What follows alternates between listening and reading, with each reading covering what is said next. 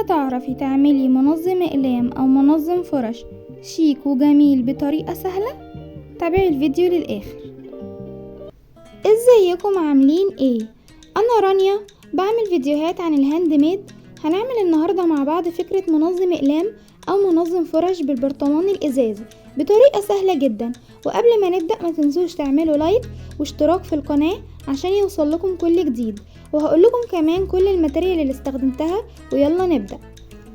أول حاجة هنحتاجها طبعا البرطمان الإزاز وأي لون مونوكير عندنا وبكرة ستان، ويفضل تكون بكرة الستان نفس لون المونوكير أو حسب ما احنا حابين. هنبدأ نرسم قلوب كده بالمونوكير على البرطمان الإزاز لحد ما نخلص جميع الجوانب، وتأكدوا بعد ما تخلصوا كل جنب انه نشف تماما من المونوكير قبل ما تبدأوا في الجنب التاني.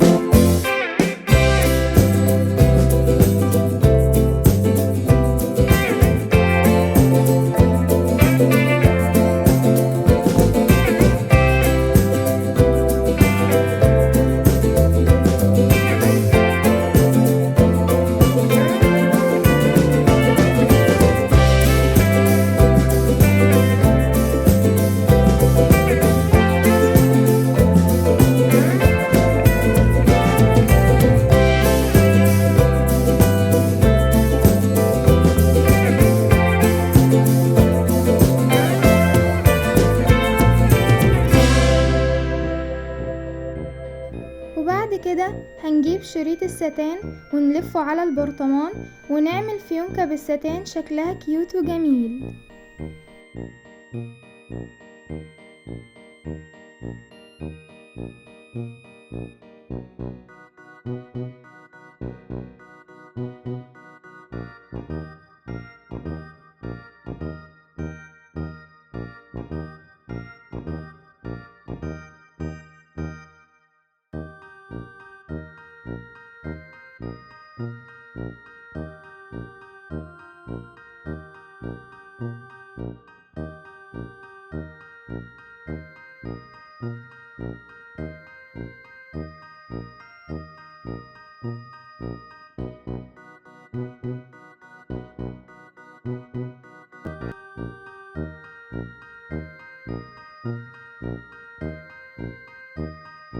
وبعد كده هنجيب من فصوص اللولي الصغيرة واحدة ونحطها في نص الفيونكة،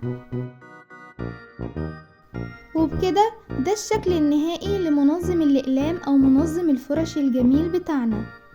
وما تنسوش تعملوا لايك واشتراك في القناة عشان يوصل لكم كل جديد.